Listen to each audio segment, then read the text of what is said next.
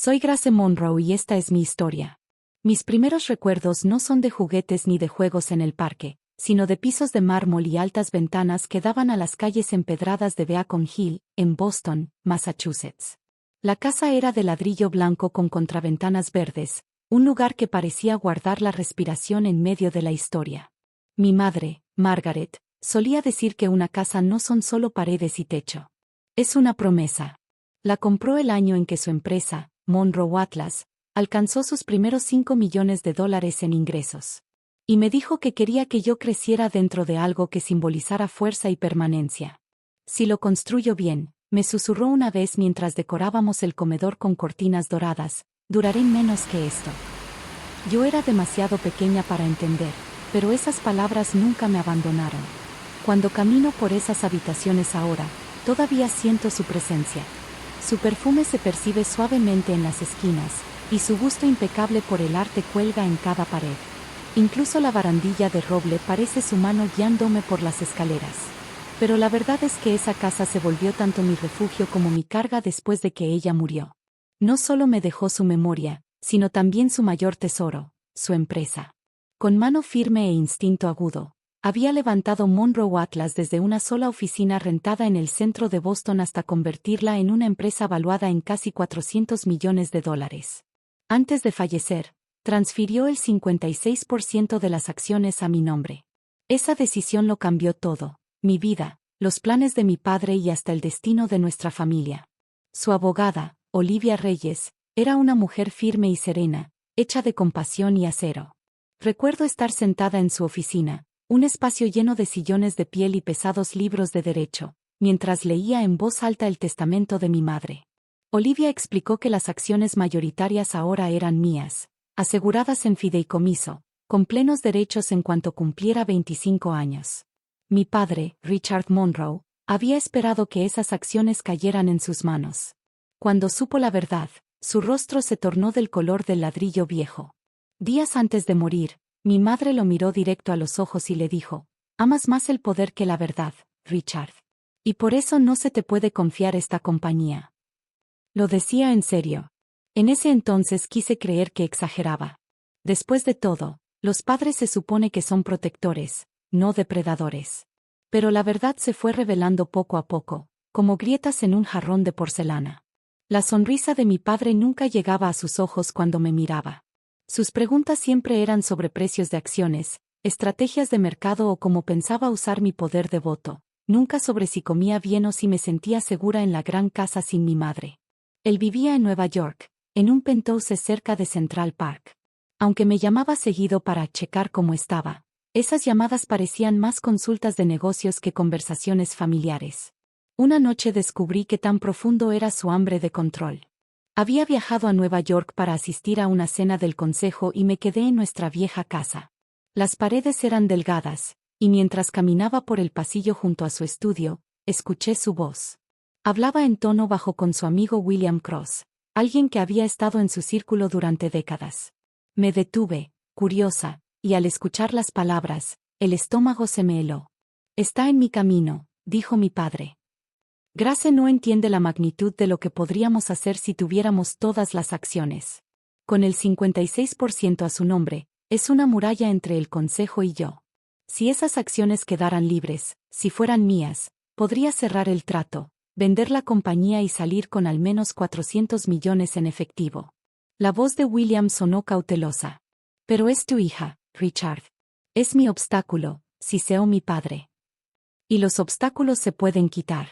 Las palabras me atravesaron como cuchillas. Sentí que no podía respirar. Me apoyé contra la pared fría, repitiendo esa palabra en mi mente: quitar. ¿Eso era para él? ¿No su hija, no su legado, solo un obstáculo para enriquecerse? Mis instintos reaccionaron. Saqué mi celular del bolsillo, presioné grabar y capturé parte de la conversación. No era todo el complot, pero sí suficiente para mostrar sus intenciones, para advertirme que el peligro no estaba solo en mi imaginación. Esa noche no pude dormir. Oía la voz de mi madre repitiéndose en mi memoria: «Ama más el poder que la verdad. Ten cuidado, Grace». La verdad que había evitado era ya innegable. Mi padre quería que yo desapareciera. No solo ignorada o apartada. Desaparecida.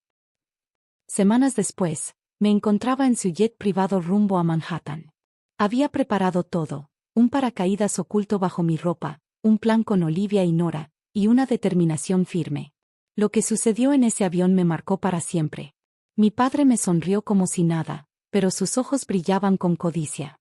Me habló de contratos, de inversionistas, de su orgullo por viajar conmigo. Pero yo sabía lo que vendría. Y cuando, en pleno vuelo, se levantó, ajustó sus mancuernillas y abrió la puerta de la cabina con una sonrisa torcida, entendí que había llegado la prueba final. Siempre preferiste los sueños de tu madre a los míos, dijo con frialdad. Y entonces me empujó al vacío. El rugido del viento me envolvió, el aire helado me golpeó la piel y el mundo giró debajo de mí en círculos vertiginosos. Por un instante, el miedo me congeló. Pensé en mi madre, en la casa de Beacon Hill, en todas las promesas que había hecho. Entonces mi entrenamiento, mi preparación, regresaron de golpe. Con manos temblorosas, jalé la cuerda de liberación. El paracaídas se abrió como una flor blanca contra el cielo. La caída violenta se transformó en un vaivén, el aire me sostuvo, me abrazó. Mis pulmones volvieron a llenarse. Reí y lloré al mismo tiempo, con lágrimas corriendo hacia atrás por el viento. Arriba de mí, el jet plateado se inclinó y se perdió en el horizonte. Mi padre creía que me había borrado, pero no tenía idea de que yo seguía aquí, viva y desafiante. Descendí lentamente, viendo cómo el mundo se hacía más claro. El verde de los árboles, el brillo del agua, la franja larga de arena cerca de Long Island. Aterricé con fuerza, tropezando en la playa. La arena me quemó las palmas al caer de rodillas, jadeando, pero estaba viva. Me dejé caer de espaldas, mirando al cielo, susurrando, lo logré. Un hombre que paseaba a su Golden Retriever corrió hacia mí. Era alto, de hombros anchos y llevaba ropa de correr. Su perro ladraba y movía la cola como dándome la bienvenida de regreso a la vida. «Dios mío», gritó. «Caíste del cielo. ¿Estás herida?» «Estoy bien», resoplé, empujándome para ponerme de pie. «Solo, por favor, necesito llegar a Manhattan». «¿Tienes coche?» Se llamaba Evan, y sin dudarlo me ayudó a recoger el paracaídas y me llevó a su jeep estacionado cerca de las dunas. Saqué el sobre de mi bolsa y le puse $200 en la mano para la gasolina y las molestias. Insistí. Él negó con la cabeza y me los devolvió. «Quédate con tu dinero. Solo me alegra que estés viva». Pero dejé los billetes en el asiento de todas formas cuando bajé en una pequeña estación de tren cercana. Con manos temblorosas compré un boleto y abordé el tren rumbo a Penn Station. El zumbido del motor fue un extraño consuelo. Me acomodé en un asiento de esquina, saqué mi teléfono y le mandé un mensaje a Nora. Funcionó. Un momento después, llegó su respuesta. Fase 2, apúrate.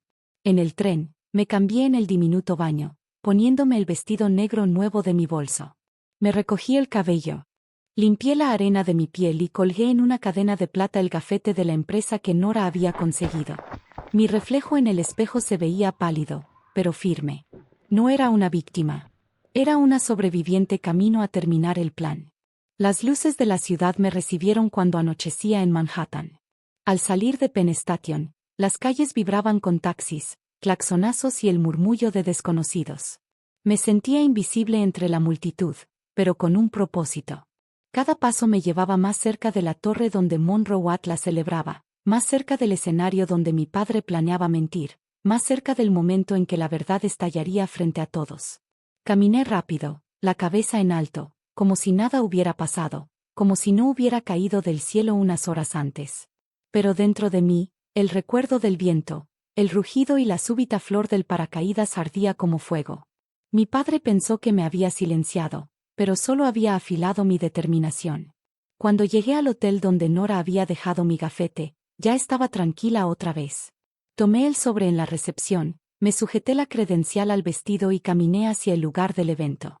El jet de mi padre no aterrizaría hasta dentro de una hora, y para entonces yo ya estaría esperando, viva, lista para hablar. La ciudad brillaba como una joya esa noche. Manhattan al anochecer siempre pretende ser eterna, como si sus luces nunca fueran a apagarse, como si sus torres jamás fueran a caer. Desde que mi tren entró a Penn Station, supe que esa noche me marcaría para siempre. La fiesta se celebraba en una torre de cristal en Midtown. Los autos llegaban uno tras otro, los porteros abrían las puertas y las parejas elegantes entraban. El salón resplandecía bajo las lámparas, las copas de champaña tintineaban, la música llenaba el aire. Era la gran victoria de mi padre. Hasta que me vio. Yo caminé hacia el escenario, tomé el micrófono y lo dije. Estoy viva. Hice lo que intentó hacer. La grabación de su voz llenó el lugar. Sus palabras venenosas, sus planes de quitarme de en medio. Las pruebas eran claras, el paracaídas, las fotos, los boletos, todo. Cuando los policías entraron, ya nadie pudo salvarlo. Ni sus excusas ni sus sonrisas.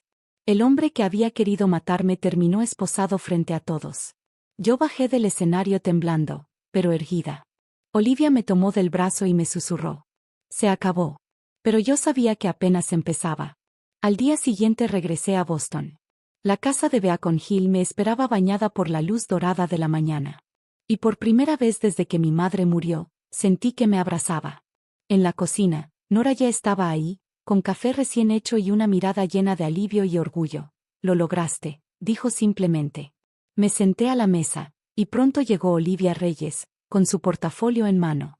Las tres nos reunimos alrededor de la larga mesa de roble que mi madre había comprado en una subasta hacía años. Extendimos papeles, la resolución de emergencia de la Junta, los paquetes de evidencia y los resultados de las votaciones. Ahora todo era oficial. Richard Monroe había sido destituido, removido del consejo, y la mayoría reconocía mi control. Me nombraron presidenta interina hasta la siguiente elección. No quiero que esta empresa se pudra desde dentro, les dije con voz firme. Si voy a liderar, aunque sea temporalmente, empezamos protegiendo a la gente que la construyó.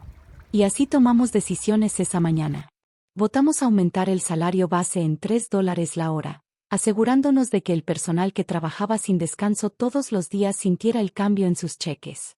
Creamos un plan para auditar los libros y borrar las sombras que mi padre había dejado en las cuentas. Y lo más importante, comprometimos $1 millón a un nuevo fondo de becas para mujeres fundadoras en todo Estados Unidos, una manera de honrar la visión de mi madre de levantar a otros, no aplastarlos. Al mediodía, Nora me deslizó una taza de café y dijo: Estás reconstruyendo un imperio, Grace. Y esta vez, estará en las manos correctas. Cuando la casa volvió a quedarse en silencio, caminé hacia el jardín. Mi madre amaba sus rosas, las plantaba en hileras cuidadas con pequeñas placas de cobre. Algunas se habían marchitado, pero otras todavía florecían desafiantes. Me agaché, toqué los pétalos y pensé en el jet, en el aire, en el rugido. Recordé lo pequeña que debía haber parecido cayendo del cielo y lo inmenso que era el mundo a mi alrededor. Ese recuerdo ya no me aterraba. Me fortalecía. Pronto la gente me preguntó por qué había decidido confrontar a mi padre tan públicamente. ¿Por qué no había ido directo a la policía? ¿Por qué arriesgar la humillación?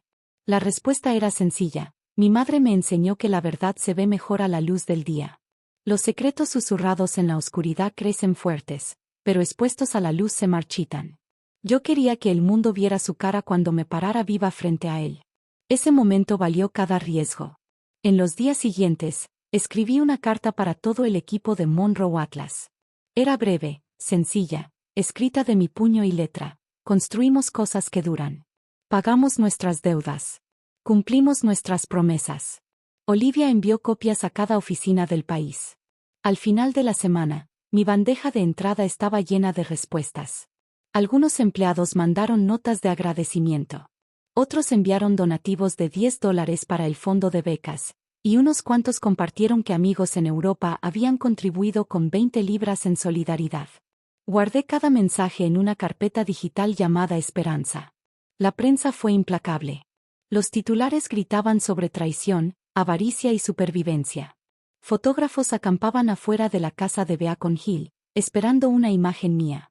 Por un tiempo me escondí tras las cortinas cerradas, pero al final entendí que no podía vivir con miedo. Una mañana salí, taza de café en mano, y caminé por la calle. La gente me miraba, algunos susurraban, algunos incluso aplaudieron suavemente.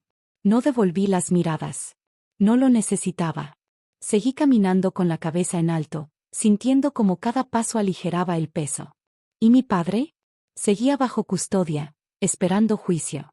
Los cargos eran graves: intento de asesinato, conspiración y fraude. Olivia me aseguró que la evidencia era sólida y que la justicia llegaría a su tiempo. Pero no dejé que el odio me consumiera. El odio, comprendí, es como un hoyo en el piso: una vez empieza, se extiende hasta que todo colapsa. No tenía deseo de caer en esa oscuridad. No lo perdoné, pero me negué a dejar que siguiera teniendo mi corazón. En cambio, me concentré en la casa, en la empresa y en el futuro. Conservé intacto el cuarto tranquilo donde mi madre solía leer, su sillón junto a la ventana, los estantes llenos de novelas que amaba, la alfombra suave donde me había quedado dormida de niña. A veces me siento ahí con un libro, la ventana abierta, el viento moviendo las cortinas. Y cada vez que la brisa toca mi rostro, recuerdo ese mismo viento sosteniéndome mientras caía, salvándome del destino que él planeó. El viento que intentó llevarme ahora vive en mis pulmones. Las semanas se convirtieron en meses. Poco a poco, Monroe Atlas se estabilizó. El personal volvió a creer. El consejo me aceptó no como una sombra temporal, sino como una líder por derecho propio. Nora se volvió mi asesora más cercana. Olivia, mi consejera inquebrantable. Juntas convertimos la supervivencia en renovación. Una mañana, al pasar frente al espejo junto a la puerta, atrapé mi propio reflejo, cansada pero fuerte, marcada por cicatrices que nadie podía ver. Me detuve, me miré a los ojos y susurré en voz alta: Grace, estás aquí. Se volvió mi ritual. Todos los días, antes de salir al mundo, me recordaba que había sobrevivido a la caída, a la traición, y que había construido algo nuevo con las ruinas. Ya no vivo con miedo a la sombra de mi padre. Vivo en la luz de la promesa de mi madre, en la fuerza de mi propia supervivencia y en la esperanza de cada persona que me escribió, que creyó en mí, que mandó dólares o libras al fondo de becas con nada más que fe en mi nombre. Y así camino por América con la cabeza en alto. No como víctima, no como pieza de ajedrez, sino como una mujer que ha enfrentado la muerte, las mentiras y el silencio, y que decidió en su lugar construir, hablar y cumplir su promesa.